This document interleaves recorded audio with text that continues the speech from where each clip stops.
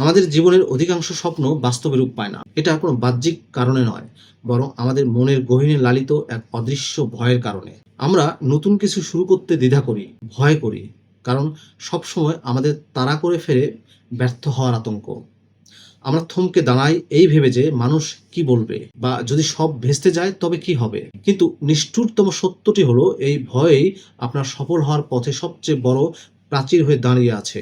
ব্যর্থতা কোনো অপরাধ নয়, বরং এটি অভিজ্ঞতার একটি অপরিহার্য অংশ। আপনি যদি ব্যর্থ হন তবে আপনার জীবনের পথ বন্ধ হয়ে যায় না, বরং আপনি তখন শিখে যান কোন পথে হাঁটলে লক্ষ্যে পৌঁছানো সহজ হবে। কিন্তু যদি আপনি ভয়ের কাছে নতি স্বীকার করার চেষ্টা না করেন, তবে সেখানে আপনার সব সম্ভাবনার মৃত্যু ঘটে। চেষ্টা না করা মানেই হলো পরাজয়কে আগাম বরণ করে নেওয়া।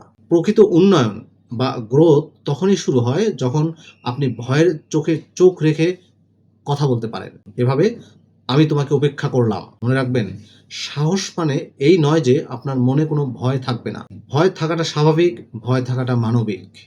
প্রকৃত সাহসিকতা হলো মনের ভেতরের ভয়কে সঙ্গী করে নিজের লক্ষ্যের দিকে অবিচলভাবে পা বাড়ানো। ভয়কে জয় করার জন্য আপনাকে অলৌকিক কিছু করতে হবে না। শুধু আজ একটি ছোট্ট পদক্ষেপ নিন। যে কাজটি করতে সবসময় বেশি ভয় পাচ্ছেন, সেই কাজেরই ক্ষুদ্র একটি অংশ দিয়ে আজ যাত্রা শুরু করুন। ভয়কে আপনার গন্তব্যের পথে বাধা হতে দেবেন না, বরং একে আপনার সতর্ক সঙ্গী হিসেবে গ্রহণ করুন। যেদিন আপনি ভয়ের সীমানা অতিক্রম করে সামনের দিকে এগিয়ে যাবেন, সেদিনই আপনি আবিষ্কার করবেন আপনার ভেতরে লুকিয়ে থাকা সেই অজয় সত্তাকে। আপনার সাহসই হোক আপনার পরিচয়, আর আপনার প্রতিটি ছোট পদক্ষেপই হোক আগামীর বিশাল বিজয়ের ভিত্তি।